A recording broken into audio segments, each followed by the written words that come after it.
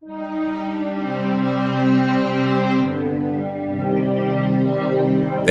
at the proper time, Jesus and the 12 apostles sat down together at the table. I have looked forward to this hour with deep longing, anxious to eat this Passover meal with you before my suffering begins. For I tell you now that I won't eat it again until it comes to fulfillment in the kingdom of God. Then he took a cup of wine, and when he had given thanks for it, he said, "Take this and share it among yourselves. For I will not drink wine again until the kingdom of God has come." Then he took a loaf of bread, and when he had thanked God for it, he broke it in pieces and gave it to the disciples, saying, "This is my body, given for you. Do this in remembrance of me."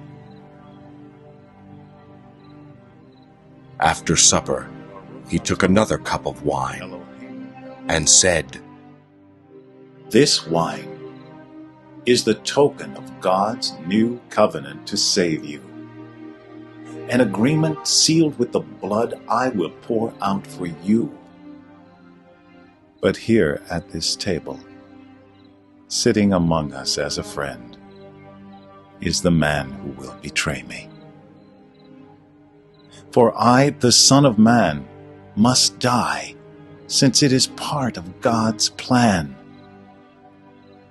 But how terrible it will be for my betrayer.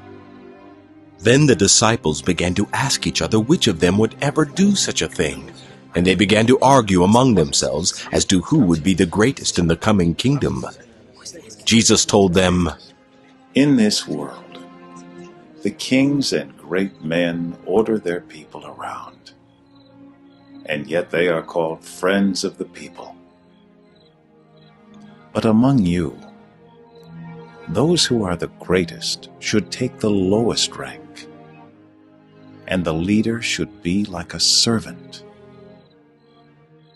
Normally the master sits at the table and is served by his servants. But not here, for I am your servant. You have remained true to me in my time of trial. And just as my Father has granted me a kingdom, I now grant you the right to eat and drink at my table in that kingdom. And you will sit on thrones, judging the 12 tribes of Israel."